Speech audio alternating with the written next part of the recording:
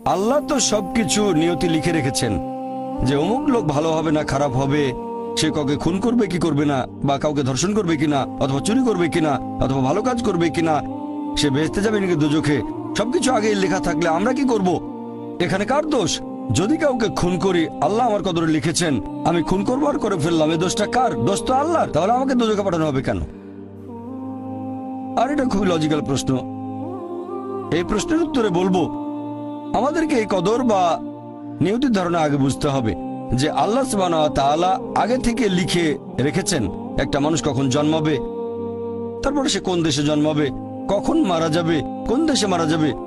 আল্লাহ পবিত্র কোরআনে বলেছেন সূরা ইসরা অধ্যায় 17 আয়াত নম্বর 14 যে যখন কোন শিশু জন্ম নেয় তার কর্মগুলো আমি তার গ্রীবালগ্ন করে দিই। একজন মানুষের ব্যাপারে আল্লাহ জানেন সে কি কি করবে, ভালো না খারাপ, সঠিক না বেঠিক, সে বেহেশতে যাবে নাকি দোজখে যাবে। যে ধরেন একটা ক্লাসে একজন টিচার পড়াচ্ছেন 100 জন ছাত্রকে প্রায় 1 বছর ধরে, আর পরীক্ষা শুরুর আগে টিচার অনুমান করলেন যে এই ছাত্রটা এবারের পরীক্ষায় ফার্স্ট হবে, ফার্স্ট ক্লাস ফার্স্ট, এই ছাত্র পাবে সেকেন্ড ক্লাস, এই ছাত্র করবে ফেল। এটা আমি উদাহরণ হিসেবে বলছি। এর কিছুদিন পরে পরীক্ষা হয়ে গেল, প্রথম ছাত্র হলো ফার্স্ট ক্লাস ফার্স্ট, এই ছাত্র সেকেন্ড ক্লাস, আর ওই ছাত্রটা করলো ফেল। এখন আপনাদের প্রশ্ন করি, যে ছাত্র ফেল করেছে সে কি টিচারকে বলবে আপনি বলেছিলেন যে আমি ফেল করব তাই ফেল করেছি?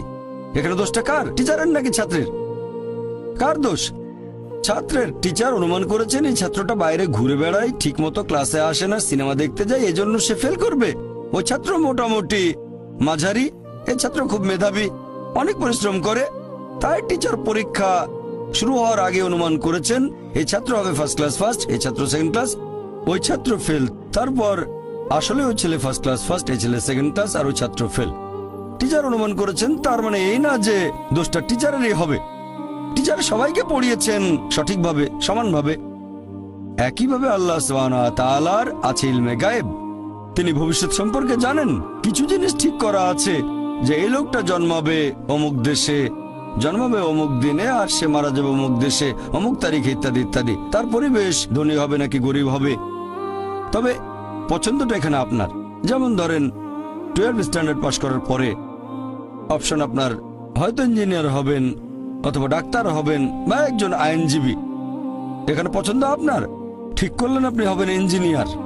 এখন আল্লাহ এটা আগে থেকেই জানেন যে 12 স্ট্যান্ডার্ড পাস করার পরে আপনি ইঞ্জিনিয়ার হওয়ার চেষ্টা করবেন, তাই আল্লাহ আগে লিখে রেখেছেন। ব্যাপারটা এমন না যে আল্লাহ লিখে রেখেছেন বলে আপনি বেছে নিচ্ছেন, যেহেতু আপনি এটাই বেছে নেবেন তাই আল্লাহ আগে লিখে রেখেছেন।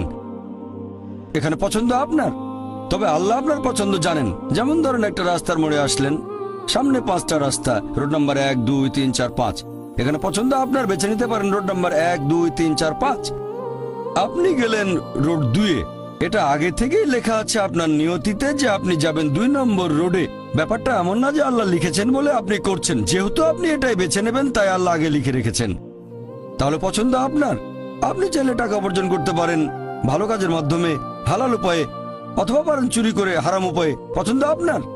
ধরেন চুরি করলেন, এটা আপনার সিদ্ধান্ত, তবে আল্লাহ আগে থেকে জানেন যে এই লোকটা সহজে টাকা পেতে চায় তাই চুরি করবে, তাই আল্লাহ আগে লিখে রেখেছেন যে এই লোকটা 25 বছর বয়সে চুরি করবে। এখানে দোষটা কার? দোষ আসলে আপনার, তবে আল্লাহর আছে ইলমে গায়েব, তাই তিনি আগেই লিখে রেখেছেন। সিদ্ধান্তটা আপনার। আল্লাহ তাআলা মানুষদের দিয়েছেন স্বাধীন ইচ্ছা, আপনি আল্লাহ তাআলাকে দোষ দিতে পারবেন না আপনার পাপের জন্য।